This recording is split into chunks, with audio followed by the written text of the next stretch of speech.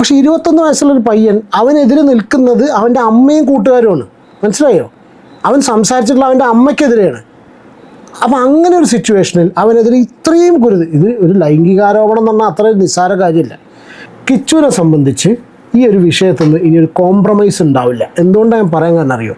ഇതിൽ ഇടപെട്ടിട്ടുള്ള ആൾക്കാർ അങ്ങനത്തെ ആൾക്കാർ നാളെ ഇവനെ സപ്പോർട്ട് ചെയ്ത് സംസാരിച്ച ആൾക്കാർ വീഡിയോ സ്റ്റാർട്ട് ചെയ്ത് തുടങ്ങും. ഇവൻ അവരോടൊക്കെ സംസാരിച്ചിട്ടുള്ള വോയിസ് റെക്കോർഡ്സ് ഉണ്ടാവും.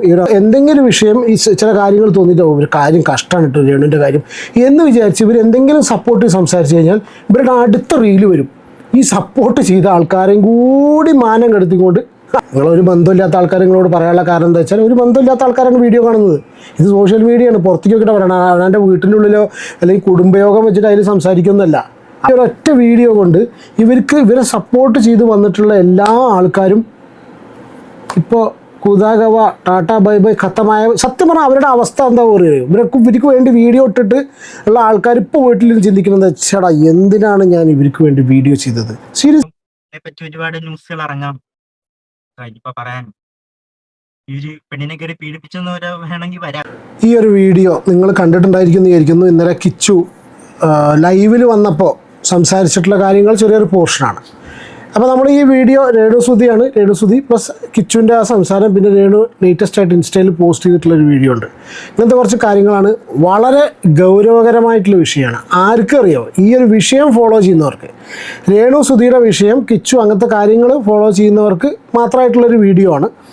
കാരണം എന്താ വെച്ചാൽ നമ്മൾ കഴിഞ്ഞ കുറച്ച് വീഡിയോ ഇപ്പോൾ രഞ്ജിത്തിൻ്റെ കേസൊക്കെ എടുത്ത് സംസാരിച്ച സമയത്ത് ഒരുപാട് പേര് എനിക്ക് മെസ്സേജ് അയച്ചിരുന്നു, ദയവ് ഇതുപോലത്തെ ടോപ്പിക്സ് വിടൂ, കാര്യപ്പെട്ടപ്പോൾ രഞ്ജിത്തിൻ്റെ പോലത്തെ അങ്ങനത്തെയൊക്കെ ടോപ്പിക്സ് ഡിസ്കസ് ചെയ്യൂ, രേണു സുധിയും കിച്ചു ഒന്നും വേണ്ട എന്നുള്ളത് പറഞ്ഞിരുന്നു. പക്ഷെ നമുക്ക് ഈ മിക്സഡ് ഓഡിയൻസ് ഉള്ളതുകൊണ്ടാണ് എനിക്ക് ഇതുപോലത്തെ കോണ്ടൻറ്റും ചെയ്യേണ്ടി വരുന്നത്. കാരണം ഇങ്ങനത്തെ വിഷയം വരുന്ന സമയത്ത് നമുക്ക് ഒരുപാട് പേര് മെസ്സേജ് അയക്കും, ഈ ഇതുപോലത്തെ ടോപ്പിക്സൊക്കെ ഷെയർ ചെയ്ത് വരും. അവർക്കും കൂടി ചെയ്യുന്നൊരു വീഡിയോ ആണ് കേട്ടോ.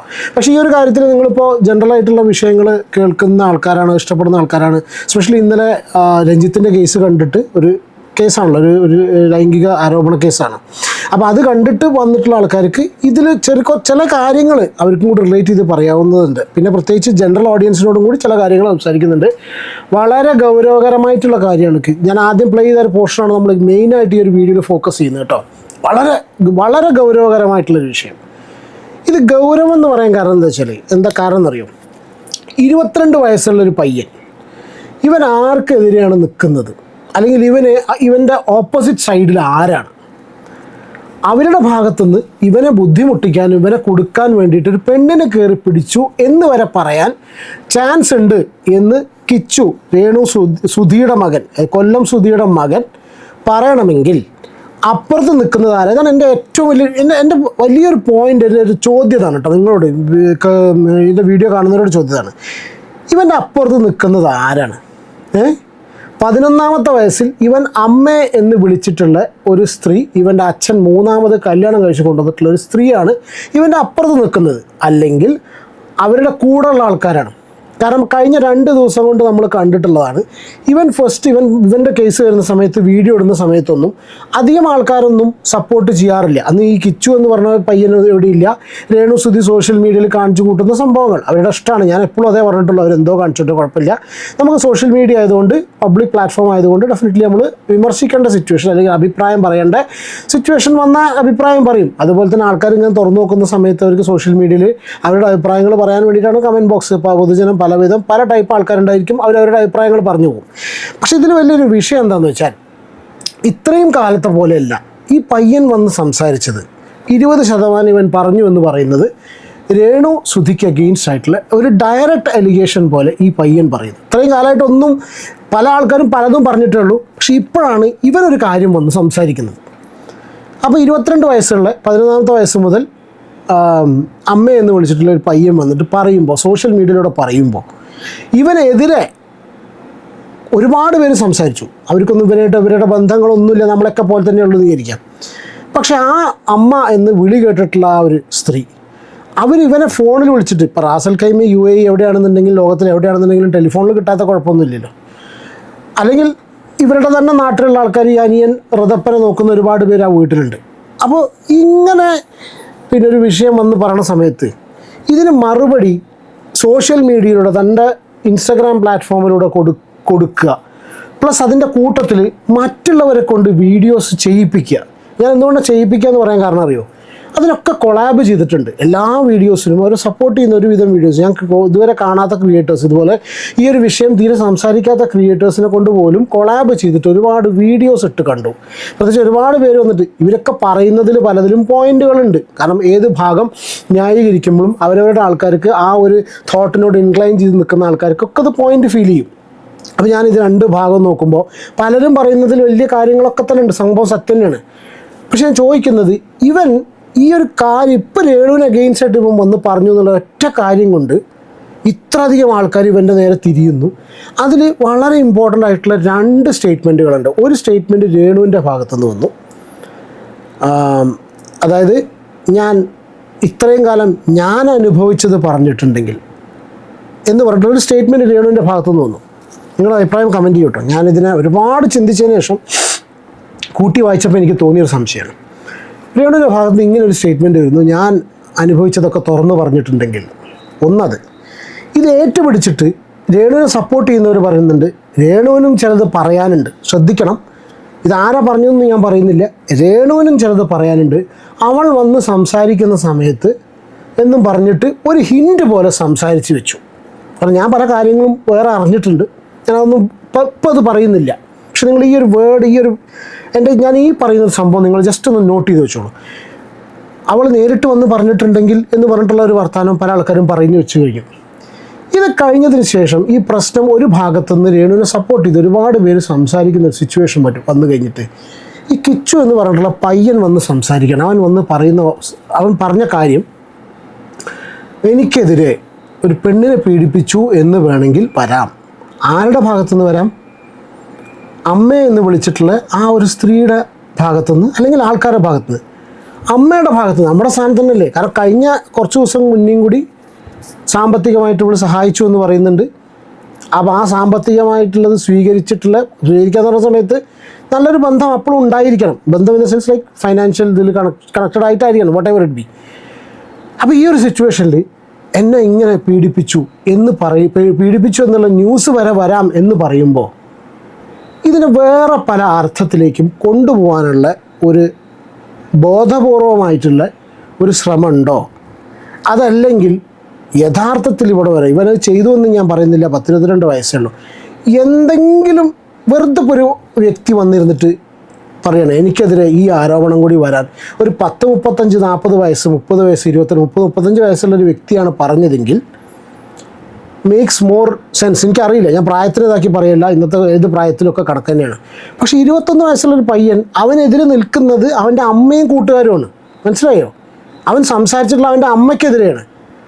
അപ്പം അങ്ങനെ ഒരു സിറ്റുവേഷനിൽ അവനെതിരെ ഇത്രയും ഇത് ഒരു ലൈംഗികാരോപണം എന്ന് പറഞ്ഞാൽ അത്ര നിസ്സാര കാര്യമില്ല. പ്രത്യേകിച്ച് ഒരു പുരുഷനെ സംബന്ധിച്ച് ചെയ്യാത്ത കുറ്റത്തിന് വേണ്ടിയിട്ട് അങ്ങനത്തെ ഒരു ആരോപണം വരിക എന്ന് പറഞ്ഞാൽ ജീവിതം പിന്നെ പോയി. അപ്പോൾ 22 വയസ്സുകാരനെതിരെ അങ്ങനെ ഒരു ആരോപണം വരുന്നത് പബ്ലിക് പ്ലാറ്റ്ഫോമിൽ ഇത്രയധികം ആൾക്കാരുടെ മുന്നിൽ ഇവൻ വെറുതെ വന്ന് പറയുമോ എന്ന് എനിക്കറിയില്ല, എൻ്റെ സംശയമാണ് സീരിയസ്ലി. ഇനി ഇതിൽ ഇവൻ ഈ വീഡിയോൻ്റെ അടിയിൽ ഇവനൊരു കമൻറ്റ് പോസ്റ്റ് ചെയ്യുന്നു. ഇവൻ ഈ വീഡിയോയിൽ ഈ വീഡിയോ നിങ്ങൾ കണ്ടിട്ടുണ്ടായിരിക്കും, ജസ്റ്റ് ഈ വീഡിയോ ഇവിടെ വെക്കാം.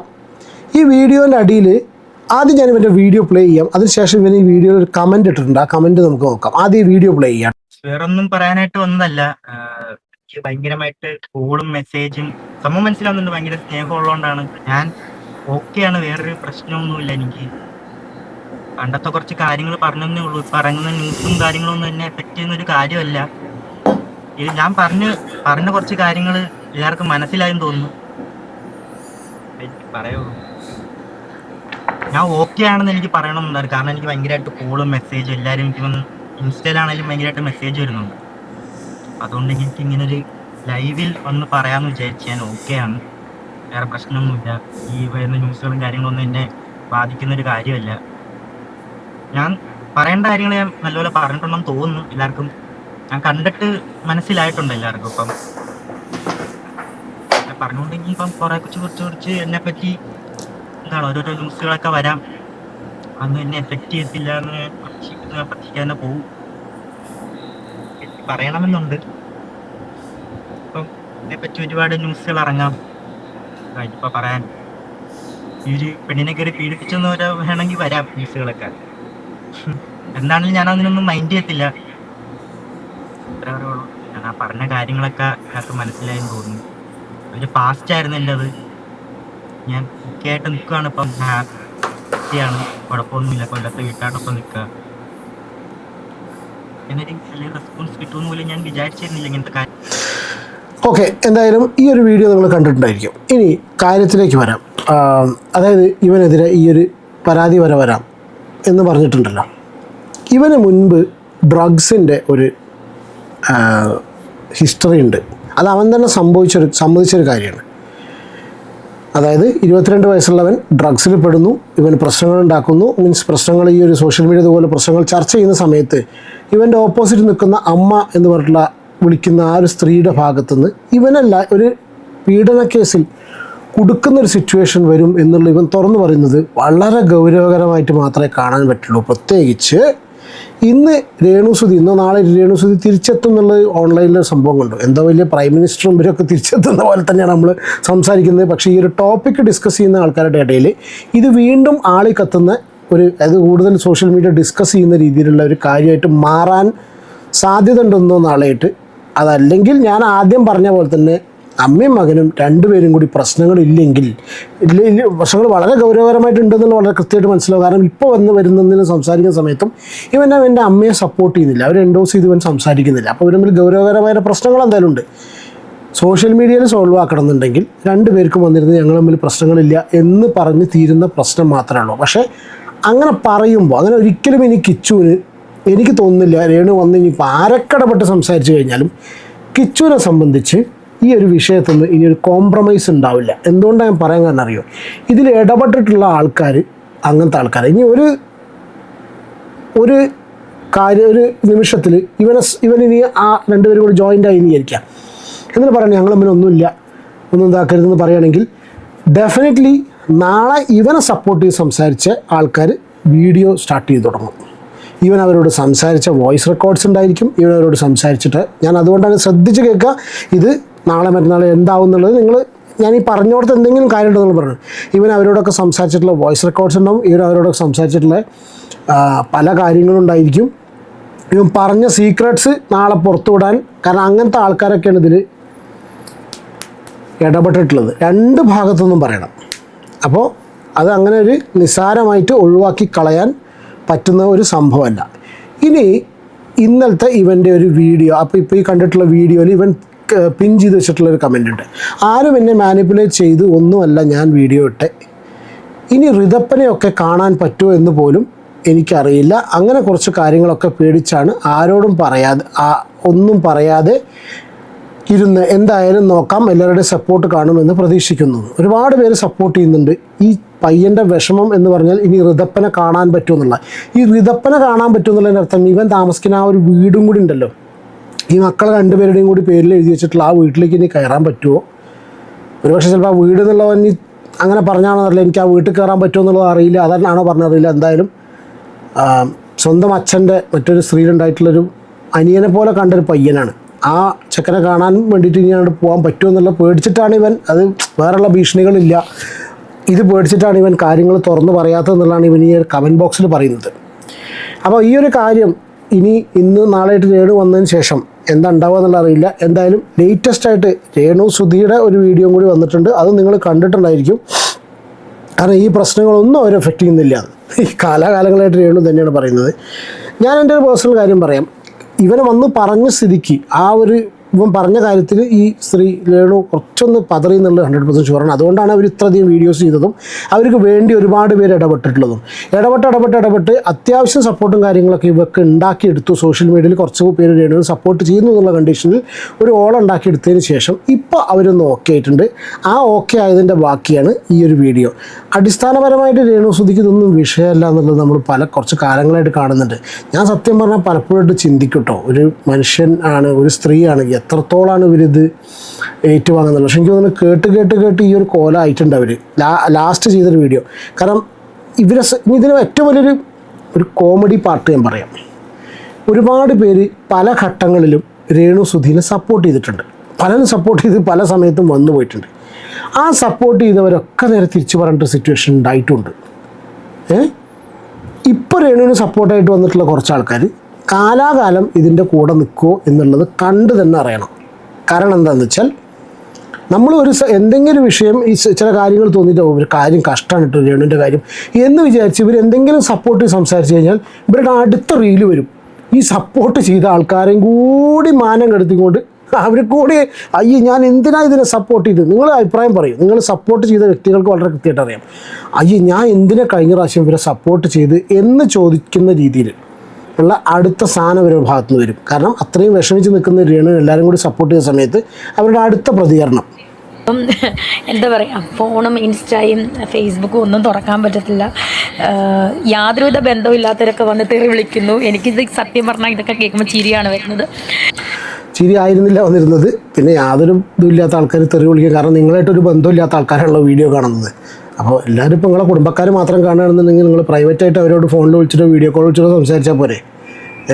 നിങ്ങളൊരു ബന്ധമില്ലാത്ത ആൾക്കാർ നിങ്ങളോട് പറയാനുള്ള കാരണം എന്താ വെച്ചാൽ ഒരു ബന്ധമില്ലാത്ത ആൾക്കാരാണ് വീഡിയോ കാണുന്നത്. ഇത് സോഷ്യൽ മീഡിയയാണ്, പുറത്തേക്ക് നോക്കിയിട്ട് പറയണം. അവൻ്റെ വീട്ടിൻ്റെ ഉള്ളിലോ അല്ലെങ്കിൽ കുടുംബയോഗം വെച്ചിട്ട് അതിൽ സംസാരിക്കുന്നതല്ല. അപ്പോൾ നിങ്ങളോട് ബന്ധമില്ലാത്ത ആൾക്കാരൊക്കെ പറയും, സോഷ്യൽ മീഡിയയുടെ ഭാഗമാണ്. ഇപ്പം നമ്മളാരും ഇവരെ പറഞ്ഞ് മനസ്സിലാക്കി കൊടുക്കേണ്ട കാര്യമില്ലല്ലോ. എല്ലാ വിവാദങ്ങളോടുമുള്ള എനിക്ക് ഇനിയിപ്പോൾ ഒരു വിവാദങ്ങൾ ഇതിൽ കൂടുതലൊന്നും ഇനി എനിക്ക് ബാധിക്കാനില്ല. ഇനിയിപ്പോൾ എന്ത് പറഞ്ഞാലും എന്തൊക്കെ പ്രശ്നങ്ങൾ വന്നാലും എനിക്കിതൊന്നും ബാധിക്കത്തില്ല. ഞാൻ നല്ല തിരക്കിലാണ്. ഞാൻ ഇപ്പോഴും ദുബായിലാണ് ജോലി തിരക്കുമായിട്ട്. ഞാൻ നല്ല അടിപൊളിയായിട്ട് പോകുന്നു. ദൈവം സഹായിച്ച് എന്താ പറയുക, വളരെ സന്തോഷമായിട്ട് തിരക്കിലായിട്ട് അവർ നന്നായിട്ട് പോട്ടെ കേട്ടോ, പോകണ്ടെന്നല്ല പറഞ്ഞു.